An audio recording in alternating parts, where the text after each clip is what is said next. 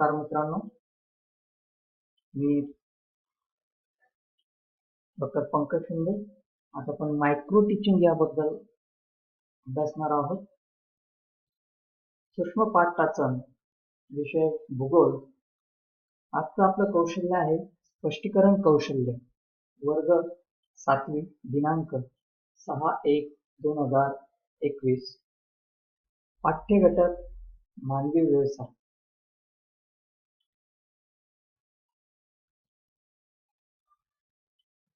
विद्यार्थी मित्रांनो, आज आपण मानवी व्यवसाय हा घटक अभ्यासणार आहोत. विद्यार्थी क्रियेमध्ये विद्यार्थी लक्षपूर्वक श्रवण करतात. शिक्षक मानव आपला उदरनिर्वाह करण्यासाठी वेगवेगळ्या प्रकारचे व्यवसाय करत असतो आणि त्यासाठी अपार मेहनत, कष्ट, काम करीत असतो. मानव आपल्या विविध गरजा भागून जीवन समृद्ध करण्याचा प्रयत्न करत असतो. वेगवेगळे जे काही व्यवसाय तो करत असतो, व्यवसायांनाच मानवी व्यवसाय असे म्हटले जात असते. मग चला तर आपण बघूया मानवी व्यवसायाचे पुढील प्रमाणे जे काही प्रकार पडतात ते आता आपण अभ्यासणार आहोत.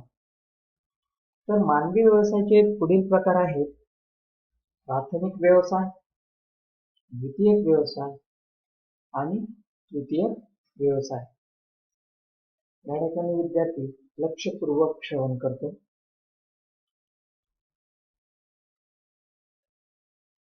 शिक्षक आपली जी काही कृती त्या ठिकाणी करतात.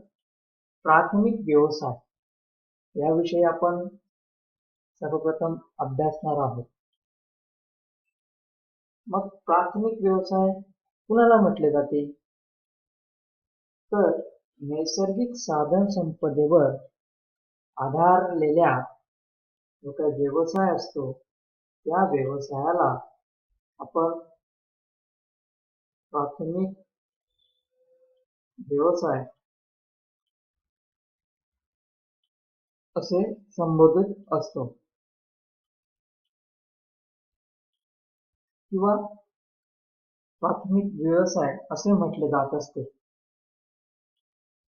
तर विद्यार्थी मित्र, मग हे व्यवसाय कोणकोणते? तर यामध्ये उदाहरणार्थ पशुपालन,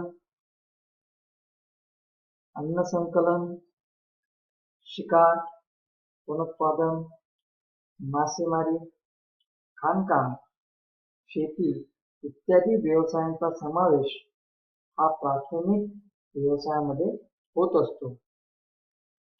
पण वाढत्या लोकसंख्येची मागणी पूर्ण करता यावी म्हणून मनुष्यबळाला यंत्राचा वापर मिळाला आणि प्राथमिक व्यवसायामध्ये देखील मोठ्या प्रमाणामध्ये यांत्रिकीकरणाला सुरुवात झालेली आपणास दिसून येते.